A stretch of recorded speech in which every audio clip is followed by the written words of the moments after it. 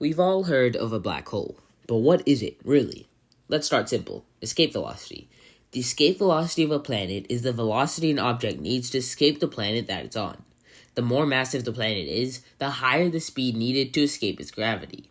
But what happens when an object is so massive and dense that the escape velocity needed to escape it is higher than the speed of light, the universal speed limit? Well, that's when you get a black hole.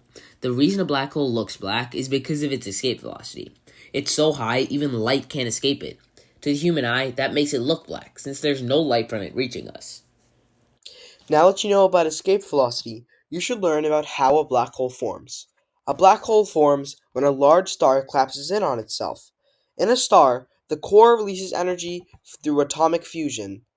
The energy shoots outwards in all directions, pushing on the surface of the sun.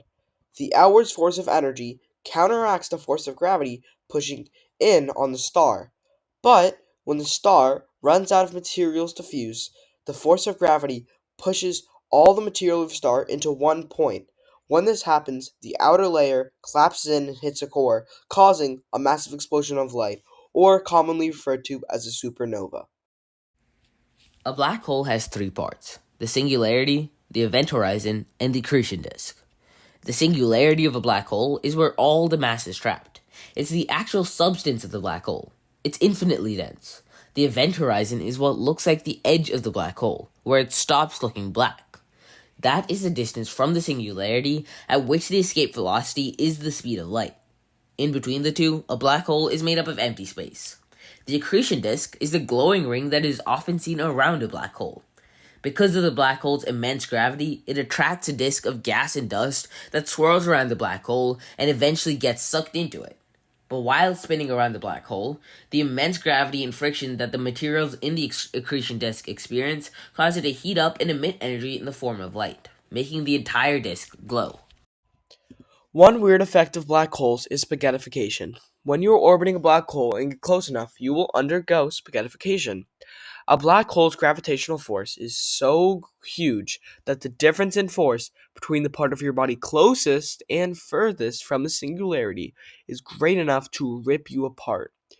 Your body gets compressed and stretched to a long and narrow object, like a piece of spaghetti, hence the name.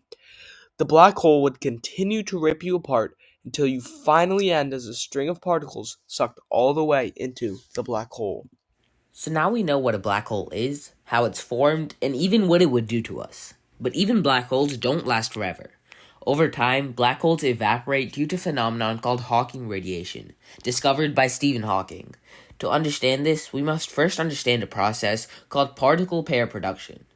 During this process, a photon with a high amount of energy interacts with an electromagnetic field, usually of a nucleus, that converts its energy into mass.